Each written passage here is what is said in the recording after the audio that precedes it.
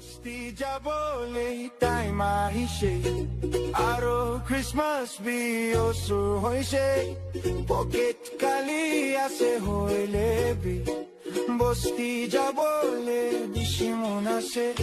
আৰু আমি সাথী খানকৈ বস্তি জলদি আহিবি পকেট খালি হইলে বি সাথী খান ওচৰ দে থাকিলে মই একো নালাগে বস্তি যাবলৈ টাইম আহিছে আৰু খ্ৰীষ্টমাছ বিহু হৈছে পকেট কালি আছে হইলে বি বস্তি যাবলৈ বেছি মন আছে